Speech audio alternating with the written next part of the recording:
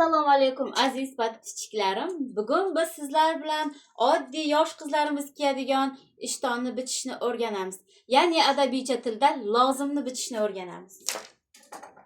Lozim bo'y uzunligi 90 cm. Baloq qayirish uchun 2 cm qo'shamiz va rezinka uchun 5 cm qo'shamiz. Jami 7 cm qo'shildi. 90 cm ga 7 cm qo'shildi. Ya'ni 97 cm qilib olinadi. Boksga aylanamiz 100. 100 bo'lsa, boksga aylanani chiqarish uchun to'rga bo'lamiz. 25 bo'ladi. Tikish chok haqqi uchun 1 cm qo'shib olinadi. 26. Biz bunga 27 ga olamiz. Chunki bu bitta var.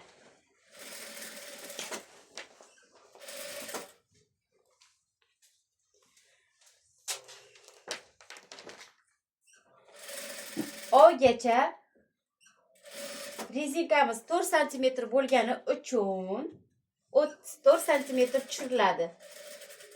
Aslida yosh qizlarimizga 30 cm tushsak ham bo'ladi.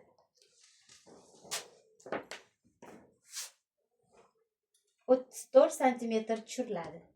Yaxshilab e'tibor berib o'rganing. Ov chiqishi 6 cm. Mana bu burchakdan biz radiusga qaratib 2,5 cm chiqamiz. Va ov bo'yini ov chiqishiga qaratib tutashtiramiz. Baloq kengligi. Hozirgi zamonda qizlar baloqni tor qilib kiyishmaydi, kengroq qilib kiyishadi. Shuning uchun 25 cm ga qoldiramiz. O'sha baloq kengligi bilan ov kengligini santimetrni to'g'rilab olib, tutashtirib olamiz.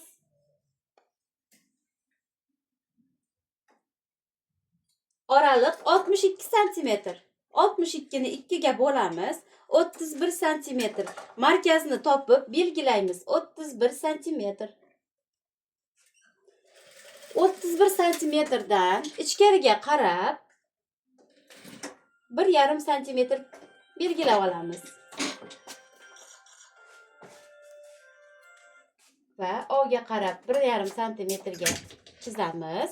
1,5 cm dan baloqqa qaratib to'g'ri chiziqni chizib olamiz.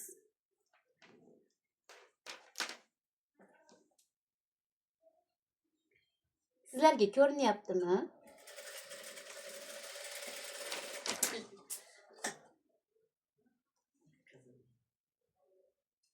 Keyin ko'pchilik aytadi, nimaga balog'im ichkariga tortib qolyapti kiygan paytim deb.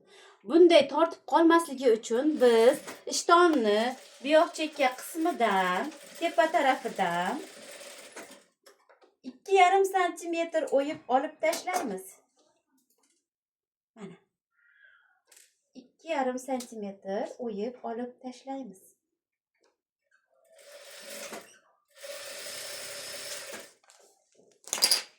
Va shunday kesib olamiz.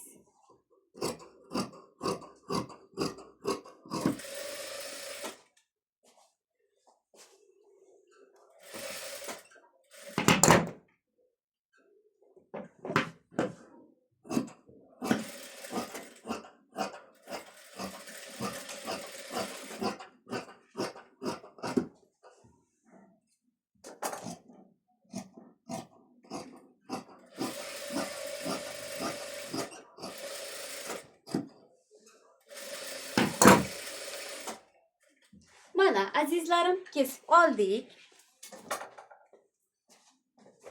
Ko'rdingizmi? Bu yoq tarafi kesalab ketdi. Chunki baloq ichkariga tortib qolmasligi uchun tikilgan payti, kiygan payti bunday ko'tarib turadi. Mana shunday qilib ko'taradi. Meni kuzatib boring. Like, podpisatsiyani unutmang.